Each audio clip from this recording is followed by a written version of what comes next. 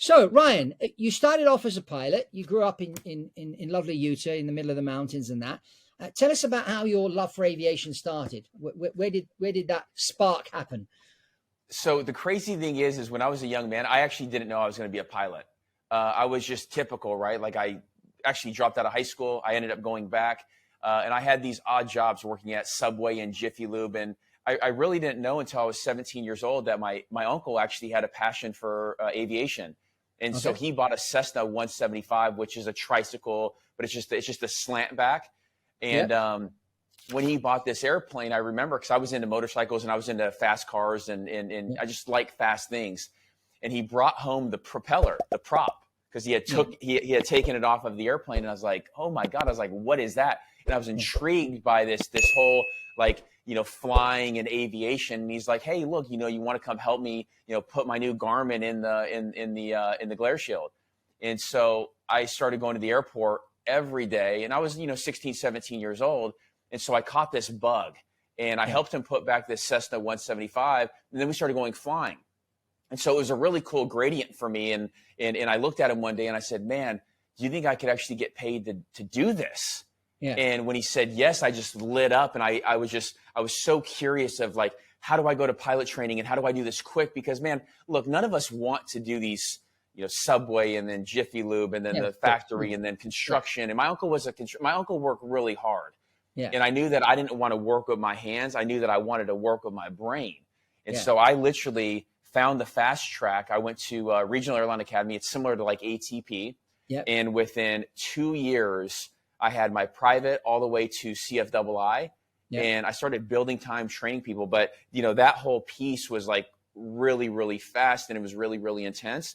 And, looking back, I believe I did it the correct way because all I did is eat, sleep, and shit aviation. And by the age of 21 years old, I was actually hired on at a United Express carrier flying the CRJ 700, which for me at 21, that was like walking a kid into a candy store. Like I actually literally had to pinch myself. I was like, you guys are going to let me at 21 years old fly a $40 million jet. And at the time, they were brand new. We were literally taking the plastic off the seats, flying the Bombardier CRJ 700, which that airplane goes to 41,000 feet. I mean, it flies.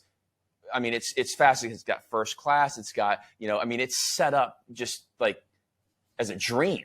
Yeah. So how did you get the money to go to flight school? So I talked my mom into signing on a loan.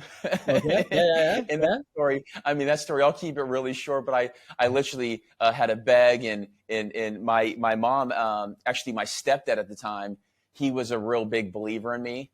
And, we had to talk my mom into, signing for $140,000 because look, it's a big loan. I mean, I don't care how old you are or how much your parents trust you. Literally my training was worth more than her condo at the time. Yeah. And so I went in the side channel, which was my stepdad, who was, like he's like my best friend. Right. And he was very active and he loves flying. He loved aviation. And so I talked my mom into signing $140,000. But the crazy thing was when I got that loan, it wasn't just like, okay, if I don't go and I fail, it's $140,000 because $140,000, whether it's back then in, early 2000s or now, $140,000 is a lot of money.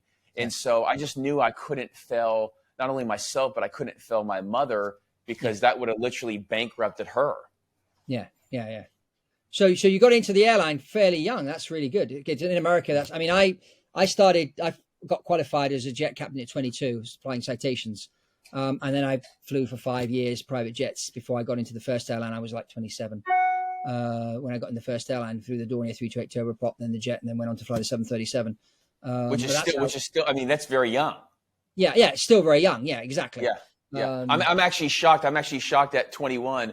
I mean, I wouldn't have told them this when I got hired on, but I was actually shocked that they hired me. I had 750 hours because I missed. I didn't, now you have to have 1,500 hours. Yeah. I missed all of that. When I got hired on, you could have 1,000 hours or less.